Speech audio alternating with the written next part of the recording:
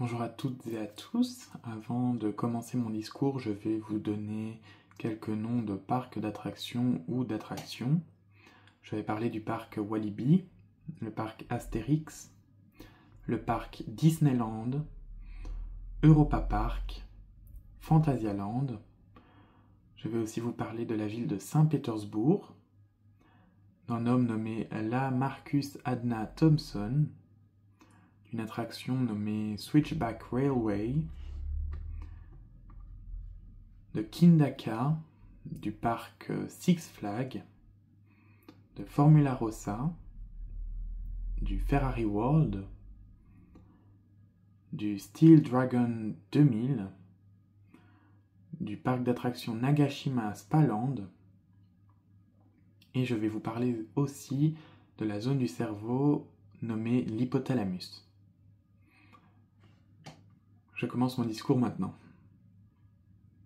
Bonjour à toutes et à tous.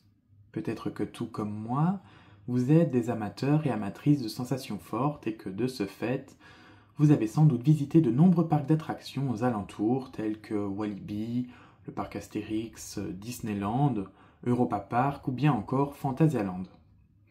Et je ne doute pas un seul instant que vous avez également fait des heures interminables de queue pour pouvoir profiter d'une montagne russe. Mais d'où nous viennent ces énormes structures en bois ou en métal qui dévalent des pentes à toute vitesse? Comme vous pouvez vous en douter grâce à son nom, cette invention nous vient tout droit de la Russie, et plus particulièrement de Saint-Pétersbourg. Auparavant, les Russes aménageaient des pentes couvertes de neige ou de glace pour que les habitants puissent dévaler les pistes à toute vitesse. Au XIXe siècle, le concept est importé aux États-Unis et est même amélioré pour correspondre au climat plus chaud du pays. On ajoute ainsi des roues aux chariots et en 1884, la Marcus Adna Thompson ouvre la première montagne russe, le Switchback Railway, à New York. Le nom de ce type de manège, donc à savoir les montagnes russes, est un hommage aux origines de cette attraction. Et le plus amusant dans cette histoire, c'est que les Russes eux-mêmes n'utilisent pas la même appellation que nous.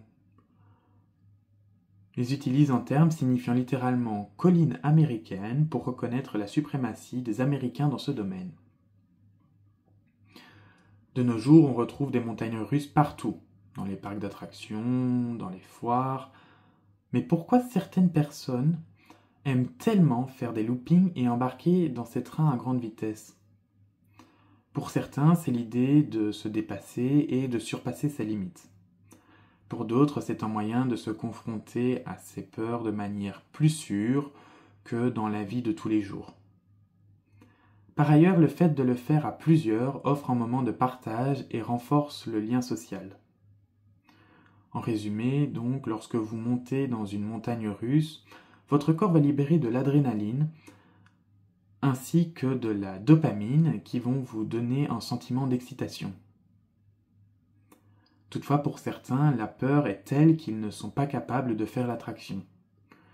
C'est notamment le cas des personnes atteintes d'acrophobie, qui est la peur inconditionnelle du vide, ou de claustrophobie, les personnes qui auront peur de rester coincées dans l'attraction.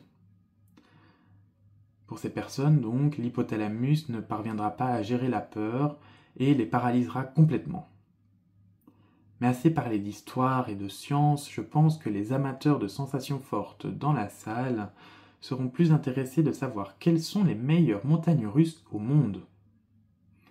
Commençons avec l'attraction la plus haute du monde. C'est le Kindaka dans le parc Six Flags au New Jersey avec une hauteur de 139 mètres. En ce qui concerne la plus rapide, il s'agit de Formula Rossa du parc Ferrari World à Abu Dhabi avec une vitesse de pointe à 240 km/h. Finalement, la montagne russe la plus longue au monde est le Steel Dragon 2000 du parc Nagashima Spaland à Nagashima avec 2479 mètres de parcours. Alors que vous soyez adepte de chute libre, de looping, de pointe de vitesse, ou bien plutôt du genre à attendre en bas de l'attraction, je vous attends toutes et tous à Walibi pour profiter d'un bon moment et pourquoi pas dépasser vos limites. Merci.